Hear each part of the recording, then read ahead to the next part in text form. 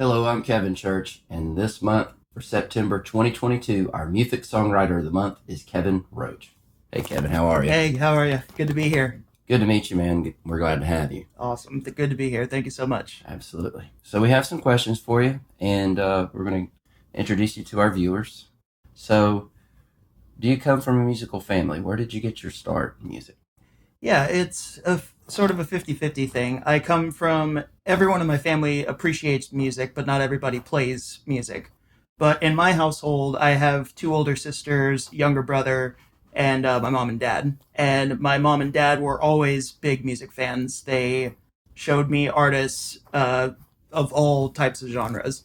My dad has always been more of the country guy, so I grew up listening to a ton of Garth Brooks and Alan Jackson, George Strait, all sorts of country artists. And my mom showed me more of the classic rock stuff, so like Def Leppard, Cheap Trick, Motley Crue, all that stuff. Okay. And my sisters, as I got a little older and got into closer to teen years, I was shown a lot of punk rock stuff like Blink 182 and MXPX, and it all just kind of converged into my music taste today. And I just kind of I started listening to everything, just buying up different records and seeing what I liked. But really, what my first exposure to seeing live music was watching my sisters. They were trained singers from young ages, and they would play at talent shows and karaoke bars. And I would just see them own the stage and put on great sets everywhere they went. And I was like, I would love to do something like that. I don't know what I would do. I don't know if I would sing or play an instrument, but I knew I wanted to be a part of that. So as I got a little older, that's where I started, searching for what I liked musically. And there were two records in middle school that changed my life, which were Green Day's American Idiot and Slipknot's Volume 3, The Subliminal Verses.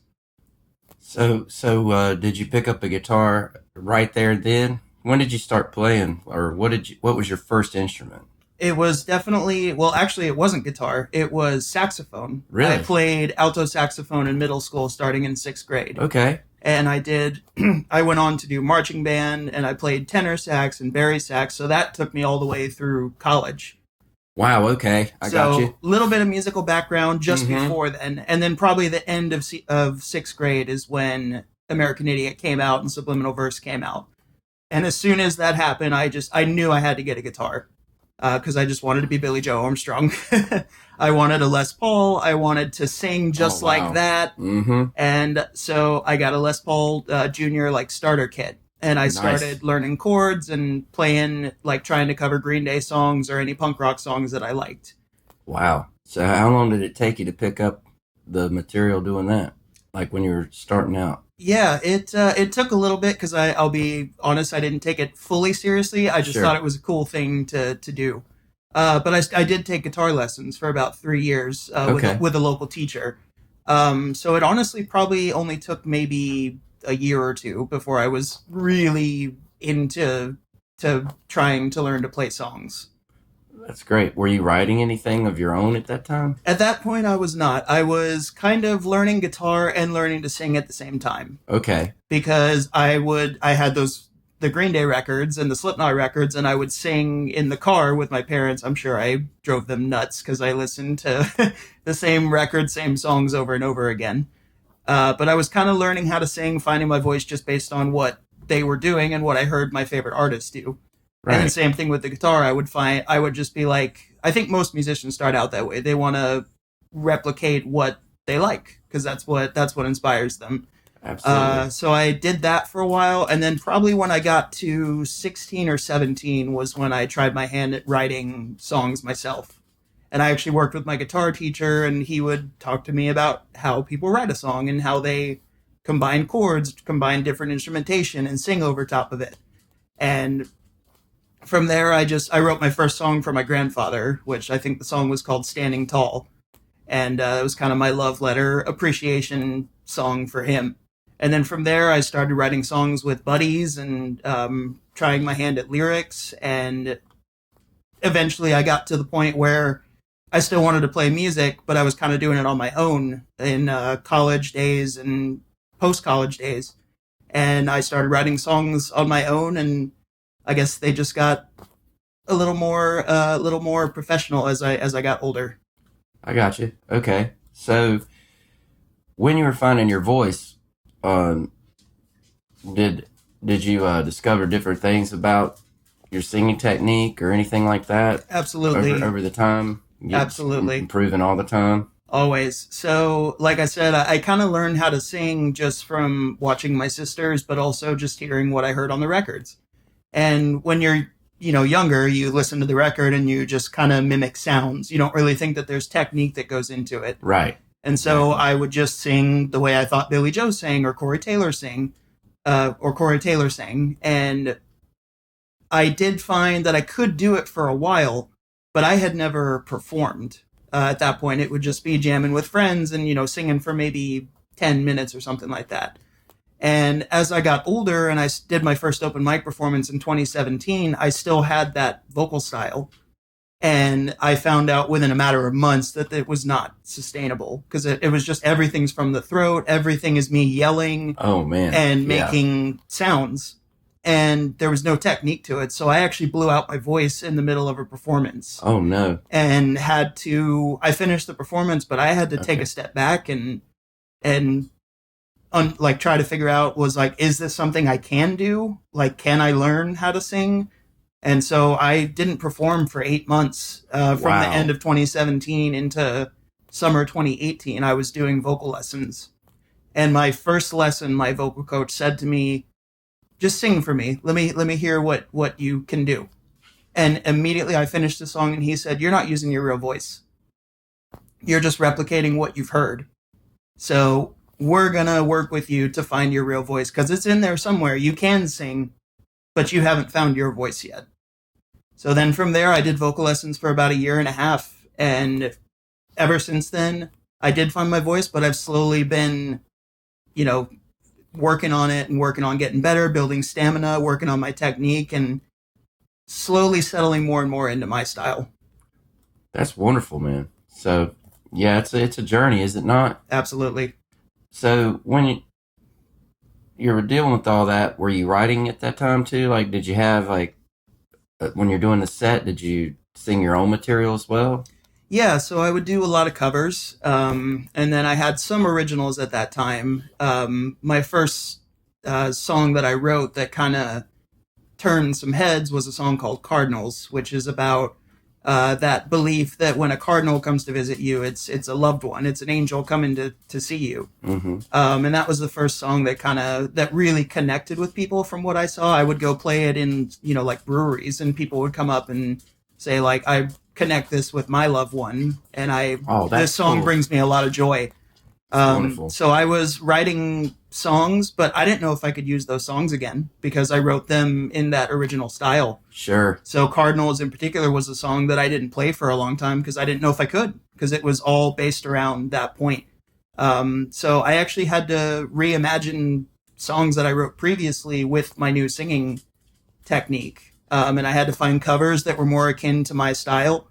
So when I was, taking vocal lessons and not performing, I was kind of on the search for my style again. I was writing new songs. I was learning different covers that I never thought I could do.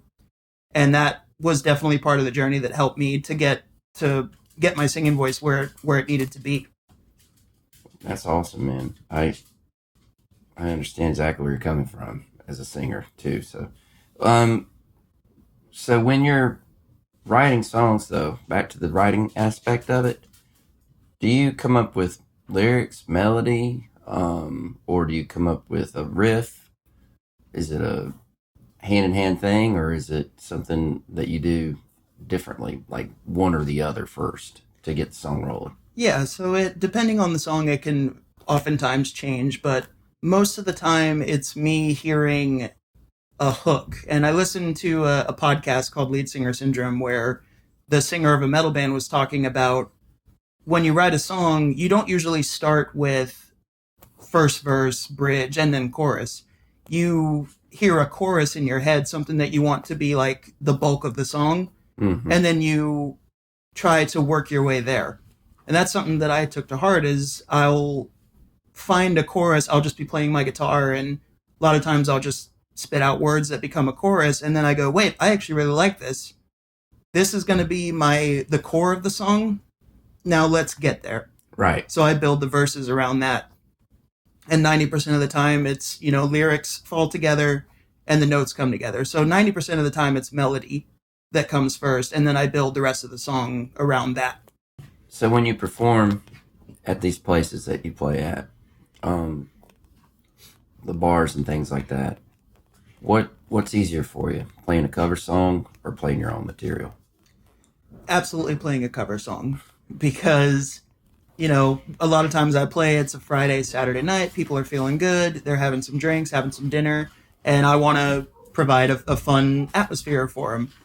And then I look at my own songs, and a lot of them are fun and upbeat, but a lot of times there's still real emotion in that. However upbeat and fast and fun it might be, that's me and being real with everybody.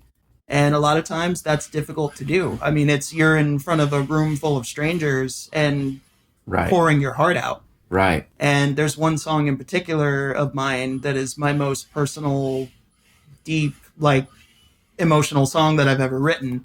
And I don't often play it because it's me, wearing my heart on my sleeve. Right. And it can be a painful topic sometimes, but it's a real song. It's me saying what I want to say. That song in particular is called "Tie the Knot," and it can be tough to play because I go right back to the moment that I wrote it about, and that can be difficult to go up there and sometimes fight back tears or fight my emotions just to put on a show playing that song. Gotcha. So, I understand about playing in front of people that are having a good time, and then you got these songs that are really close to you, and you want to get them out. Mm-hmm. You want people to hear them, so they'll sing those too that they do when you're out there. But is it the right fit at the moment? I understand that. So speaking of that song, we'll get into that again in just a second. But has a person inspired a series of songs? Maybe even that song and other ones too for you? Yeah, absolutely. I think every song is a snapshot of how I'm feeling about something in my life, and Right. most of the time my songs are inspired about stories or moments between family, friends, relationships. People come and go, or we just have a good time, and those are what my songs are about because that's what connects with me the most. And Tie the Knot's inspired by one person, but absolutely that person has inspired at least one or two other songs before. Right. And, but it's different snapshots. You go through stages where you feel differently about someone, and each song just kind of captures that. So while Tie the Knot is me at a particular moment, later on down the road, I might have a different outlook on that situation. Sure. So I write that, and it becomes kind of this overarching story. I've had another person that inspired at least two of my songs, and they're so different from each other. One's a little more tongue in cheek, and then the other one is me really missing that person. So it's all snapshots of different stories, and there definitely is overarching storylines going between a lot of my songs. Okay, that's really cool. So when you're writing one, had one of these snapshots, has it ever answered a question or solved a problem for you? Absolutely. And, we talk about, people come and go and relationships change, and, we all just are going through life, and a lot of times things will change randomly, and you don't always get closure with that. And my songs, I'm very grateful that I am able to play music and write songs that very often will give me that closure. So if there's something I never got to say, or in the wake of it all I am missing that person, that connects me to that. It gives me that closure. It takes me back to that place. So a lot of times my songs are closure, and very therapeutic for me to be comforted by, to be to be raw with, or Right. however I'm feeling. My songs let me do that, and give me the closure and the push forward that I need. I got you. Well, Tie the Knot sounds like a very therapeutic song, Is that what you're going to be playing for us today? Absolutely. That's awesome. So we have Karen Egan with us today. She's going to jam out with us. So I'm looking forward to being here and playing with you, and we're glad to have you on our show. Thank you so much. So thanks for coming on. Kevin Roche, everybody.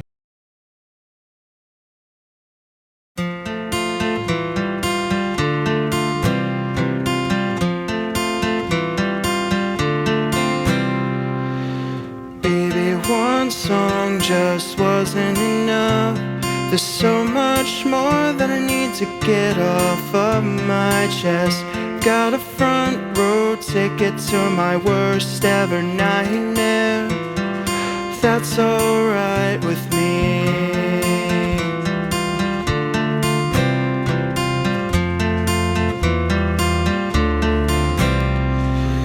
Seven years have led to this. I never ever dreamed that it would end this way. I always hoped that I would find the right words, but they never came.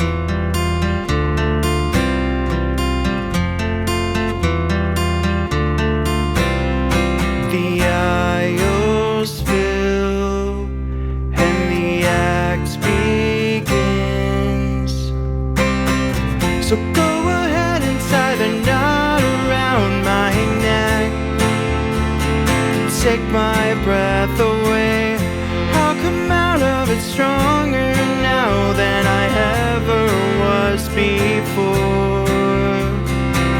I guess I know where I stand in the bigger picture of your life. This is your curtain call and your public awaits.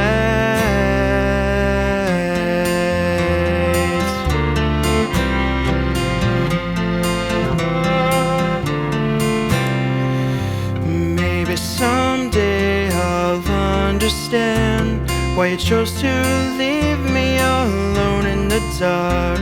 But what is one more failed audition? It's alright with me.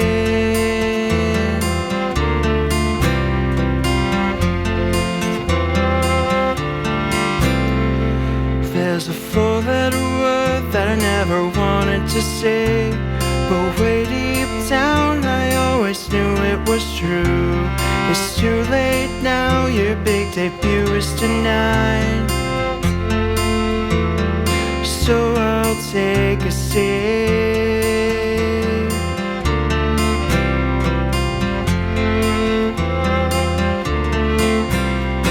The house is full and the show begins. So go ahead and tie the knot around my neck. Take my breath away. I'll come out of it stronger now than I ever was before. I guess I know where I stand in the bigger picture of your life. This is your curtain call and your public awaits. So go ahead and tie a knot around my neck. Take my breath away. I'll come out of it stronger now than I ever was before. This is your curtain call and your public awaits.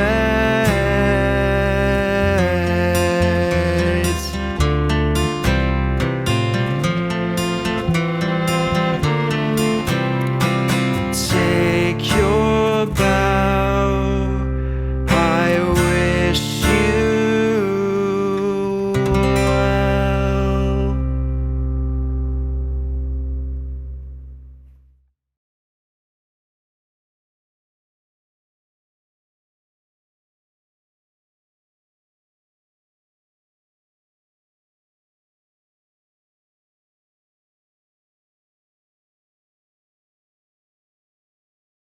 MUFIC sets you free.